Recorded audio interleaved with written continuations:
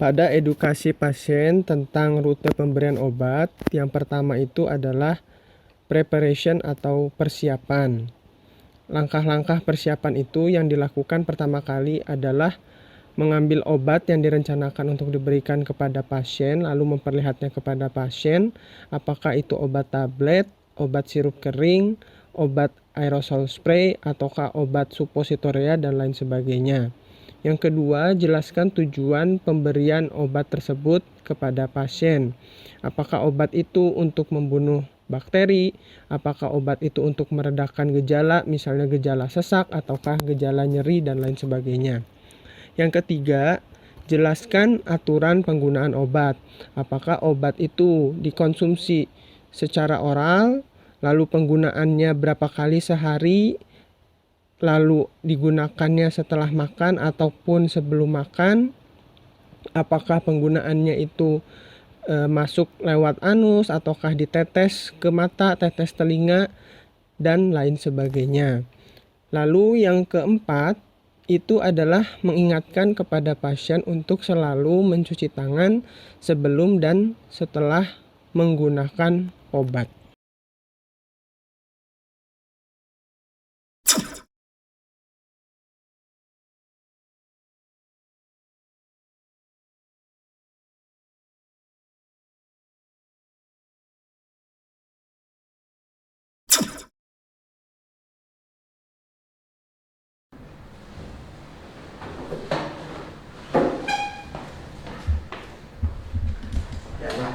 Baik Pak, setelah saya melakukan pemeriksaan fisik dan anamnesis, Bapak saya diagnosis ada gangguan di telinganya, yaitu infeksi pada telinga. Selanjutnya saya akan memberikan beberapa obat kepada Bapak, di mana obatnya itu yang pertama adalah paracetamol 3 kali 500 mg, diminumnya 3 kali 1 tablet setelah makan. Lalu yang obat berikutnya adalah obat tetes telinga 3 kali 1 tetes. Nah, ini salah satu contoh obatnya ya Pak ya. Ini obat tabletnya yang Bapak minum setelah makan. Lalu ini obat tetes telinganya. Setiap Bapak mengkonsumsi obat ini, baik sebelum ataupun setelah memakai obat ini, harap melakukan cuci tangan. Apakah Bapak mengerti? Mengerti, Dok. Nah, untuk pemakaian, saya akan menjelaskan selanjutnya adalah pemakaian obat minum dulu ya Pak ya. Ini adalah paracetamol tablet, di mana obat ini Bapak konsumsinya itu setelah makan. Tapi saya nggak bisa makan obat tablet, Dok. Apa bisa digerus obatnya? Baik Pak, untuk obat ini jangan Bapak gerus atau jangan Bapak potong sendiri, karena ini akan mempengaruhi dari dosis yang akan diberikan pada Bapak, dan juga akan memudahkan terjadinya iritasi pada saluran cerna Bapak. Selanjutnya, jika Bapak mengalami mual pada pengkonsumsian obat ini, bisa berhenti dulu dalam beberapa menit, lalu selanjutnya dikonsumsi kembali. Seperti itu Pak. Mungkin ada yang ingin Bapak tanyakan, apakah sudah mengerti? Sudah, Dok, sudah mengerti. Nah, baik, selanjutnya saya akan melakukan pemakaian obat tetes telinga pada Bapak. Silakan Bapak berbaring di meja pemeriksaan.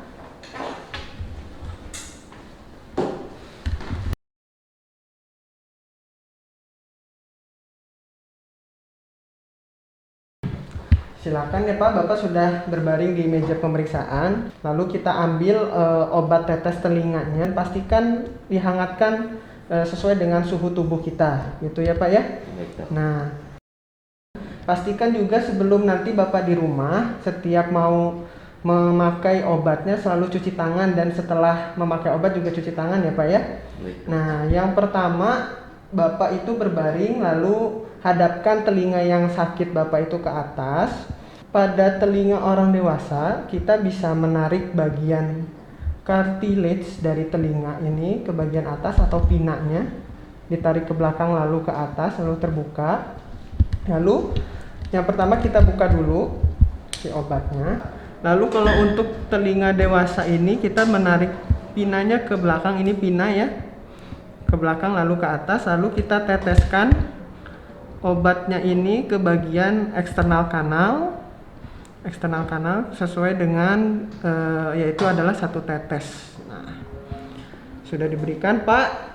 Tunggu dulu ya selama 1 menit dengan posisi seperti ini. Biarkan obatnya mengalir sampai ke dalam gendang telinga dan terserap. Seperti itu ya, Pak ya. Ya.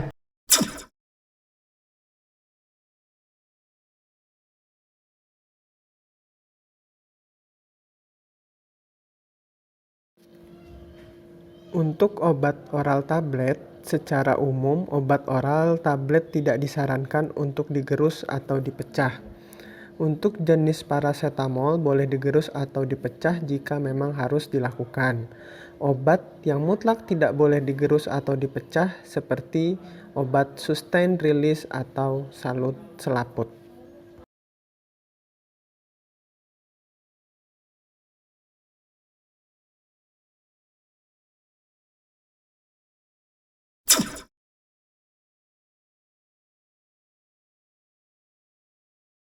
Baik, Pak, setelah saya melakukan anamnesis dan pemeriksaan fisik pada Bapak ini ada keluhan nyeri dada ya, Pak ya?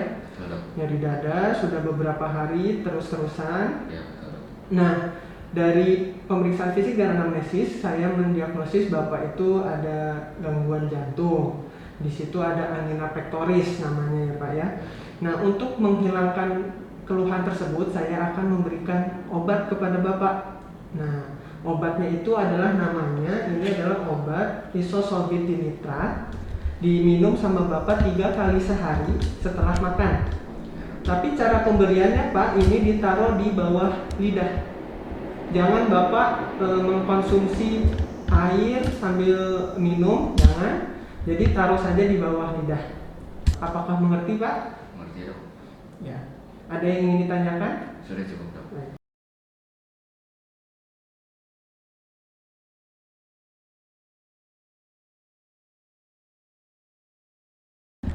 Baik, Pak. Setelah saya periksa dan saya anamnesis tadi dari Bapak juga, bahwa tadi anak Bapak ini datang ke IGD dengan kejang demam. Betul. Tapi sekarang sudah mengalami perbaikan, Pak. Sudah, Dok. Nah, sekarang boleh pulang dan saya akan meresepkan beberapa obat untuk anak Bapak. Nah, untuk obat-obat yang akan diberikan kepada anak Bapak ini di rumah nanti, ini yang pertama adalah paracetamol sirup ya, Pak ya. Ini masih sirup kering, nanti diberikan setiap demam 3 kali 1 sendok makan. Sediaannya ini adalah 125 mg dan ini diberikan sesudah makan. Lalu berikutnya adalah di rumah juga Bapak persiapkan, akan kami sediakan untuk obat anti kejangnya. Ini misalnya terjadi kejang, ini namanya Stesolid. Ini menggunakan modelnya adalah rectal tube. Jika kejang bisa dimasukkan melalui anus dari anak Bapak. Begitu. Dan pastikan setiap memberikan obat kepada anak Bapak itu selalu cuci tangan sebelum memberikannya maupun setelah memberikannya juga harus cuci tangan. Apakah Bapak mengerti? Baik, nanti selanjutnya saya akan menjelaskan bagaimana cara mengkonsumsi atau menggunakan obat sirup kering maupun obat yang akan dimasukkan melalui anus dari anak Bapak.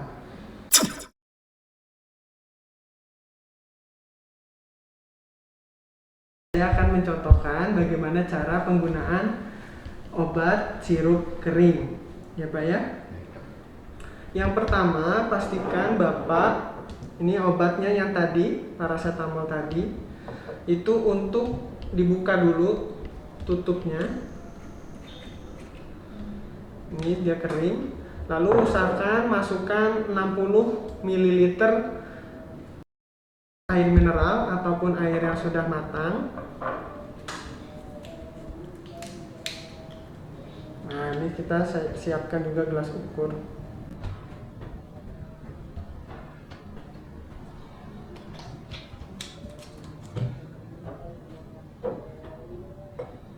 Sebanyak 60 ml.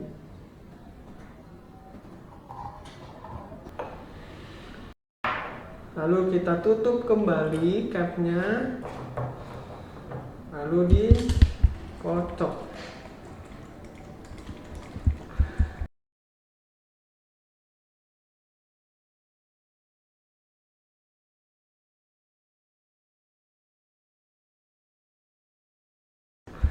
Dan selalu pastikan setiap Bapak ingin mengkonsumsikan obat ini kepada anak, sebelumnya dikocok dulu ya Pak ya.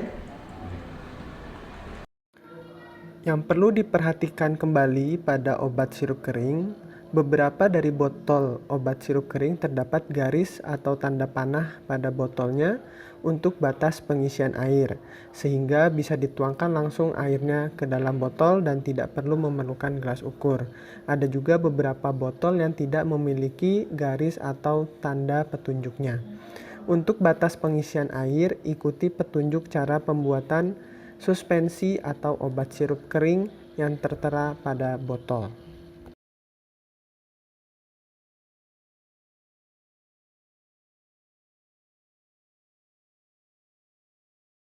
Baik Pak, selanjutnya saya akan menunjukkan cara pemberian obat melalui rektal atau anus. Silahkan dibaringkan anaknya di meja pemeriksaan.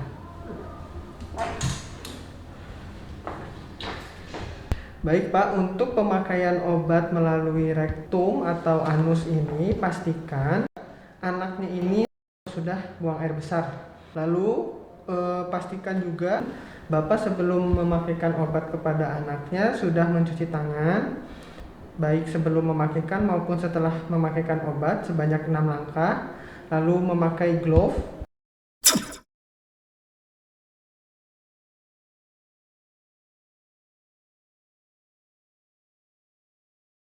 Untuk biar dia rileks, nafas dari lewat mulut gitu buat biar dia tenang.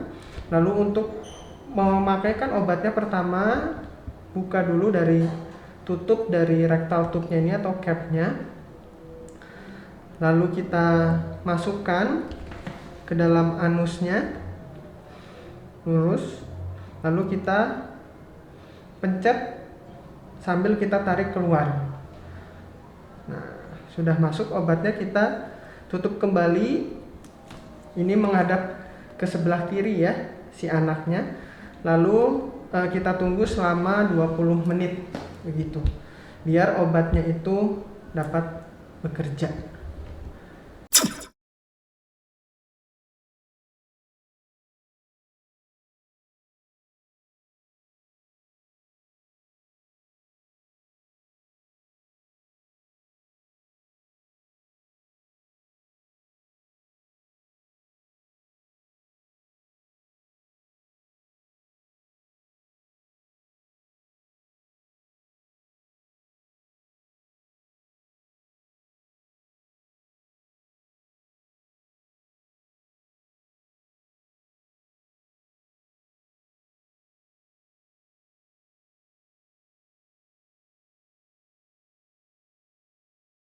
Prosedur yang dilakukan untuk penggunaan obat perektal tanpa bantuan, persiapannya sama dengan yang menggunakan bantuan.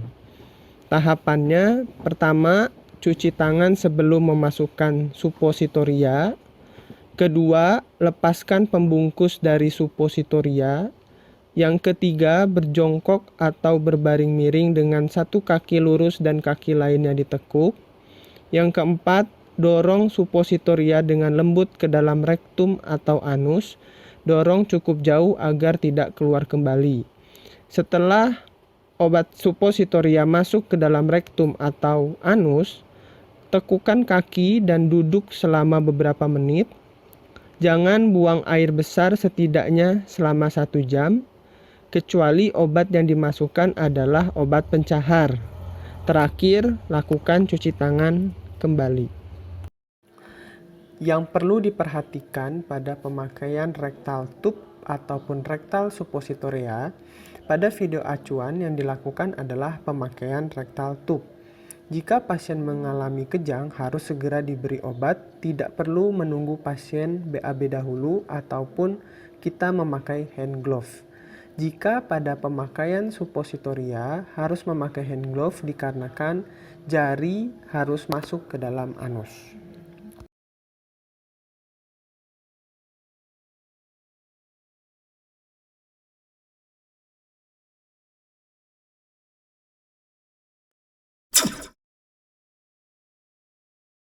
Baik Pak, setelah saya melakukan anamnesis dan pemeriksaan fisik pada Bapak, saya mendiagnosis Bapak memiliki penyakit asma bronkiale dan rinitis alergika.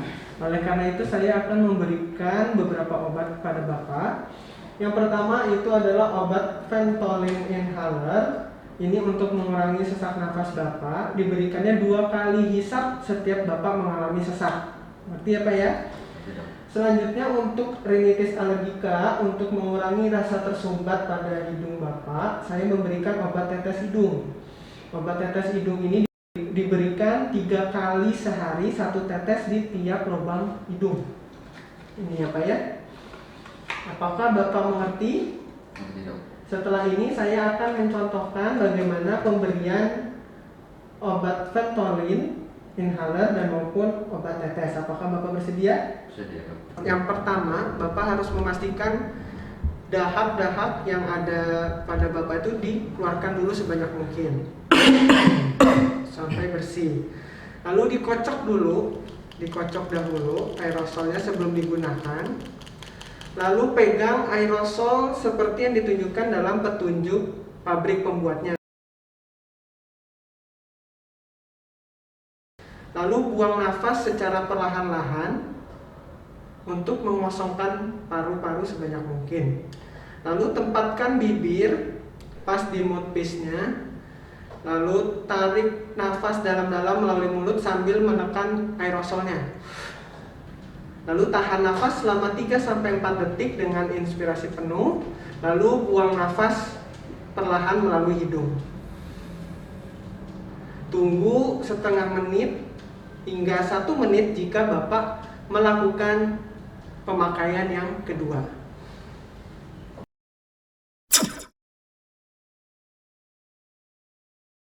Jadi Pak, selanjutnya kita akan mempraktekkan pemakaian obat tetes hidung. Yang pertama, Bapak siapkan nanti tisu di rumah gitu ya, untuk membersihkan tetesannya. Lalu pastikan sudah mengeluarkan lendir-lendir yang ada di dalam hidung Bapak.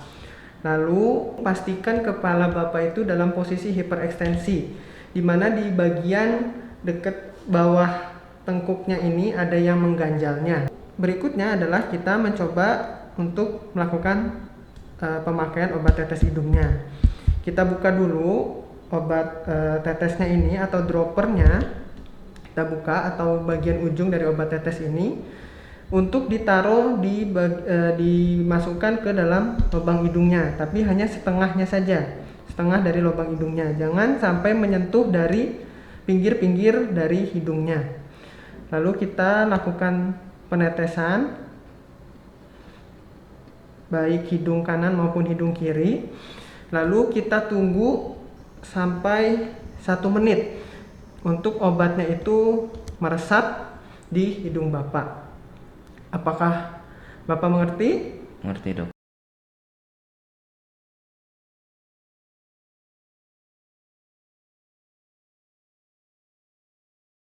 Setelah saya melakukan pemeriksaan fisik dan anamnesis dari Bapak saya diagnosis mengalami konjungtivitis akut. Oleh karena itu saya akan memberikan obat pada Bapak. Obat yang akan saya berikan ini adalah obat tetes mata Pak, namanya Reko. Kebetulan Bapak ini mengalami kemerahan pada kedua matanya. Jadi ini diberikan 3 kali 1 tetes pada tiap mata, 3 kali sehari gitu ya Pak ya. Apakah Bapak mengerti? Mengerti, Dok. Nah, di sini saya akan mencontohkannya pada Bapak terlebih dahulu. Apakah Bapak siap atau bersedia untuk saya contohkan cara pemakaiannya? Ya, boleh, Dok.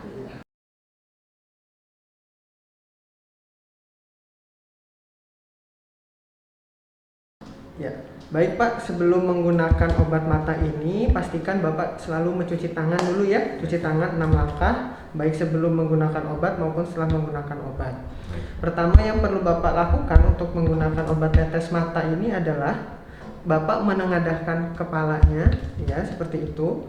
Lalu saya akan membersihkan dahulu bagian sekitar matanya, dekat kelopak mata dan bulu matanya menggunakan kapas yang sudah dibasahi oleh air hangat. dibersihkan, lalu bersihkan kembali, karena ini Bapak mata kanan dan mata kirinya mengalami kemerahan. Selanjutnya kita menggunakan obat tetes matanya. Itu kita buka dahulu tutupnya, lalu pastikan obat tetesnya ini tidak menyentuh dari bagian matanya.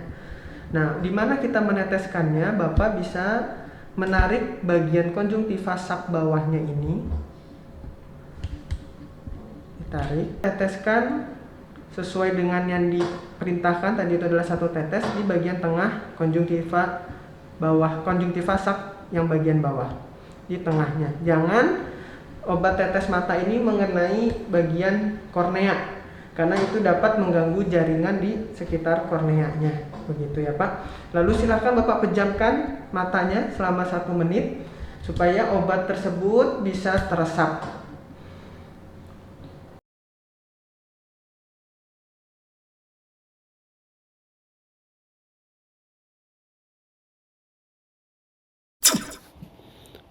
Untuk penggunaan obat secara per vaginam, yang pertama dilakukan adalah cucilah tangan dengan air dan sabun, lalu keringkan dengan handuk bersih. Yang kedua, buka bungkus ovulanya, ambillah ovula dari tempat penyimpanan. Jika ovula melunak, taruhlah di dalam air dingin atau masukkan ke dalam lemari pendingin selama 30 menit supaya mengeras kembali. Yang ketiga, duduklah dengan 1 tangan kiri menopang berat tubuh Anda, kedua kaki ditekuk dengan posisi terbuka untuk mempermudah penggunaan ovula. Tangan lainnya, tangan kanan memegang ovula yang sudah terbuka, di mana ujung lancipnya mengarah ke arah vagina. Yang keempat, masukkan ujung lancip ke dalam vagina, dorong dengan jari telunjuk, masukkan sedalam telunjuk Anda. Yang berikutnya, rapatkan kedua kaki Anda untuk beberapa detik. Tetaplah duduk sekitar 5 menit untuk mencegah ovula keluar kembali.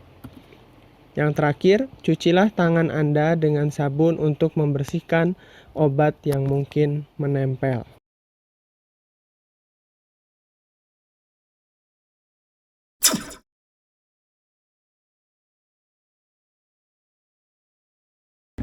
Baik Pak, seperti itu cara pemberian obatnya. Lalu selalu cuci tangan sebelum menggunakan obat dan setelah menggunakan obat. Lalu ulangi seperti yang sudah saya sampaikan. Apakah Bapak paham? Sudah ya. Ada yang ingin ditanyakan kembali?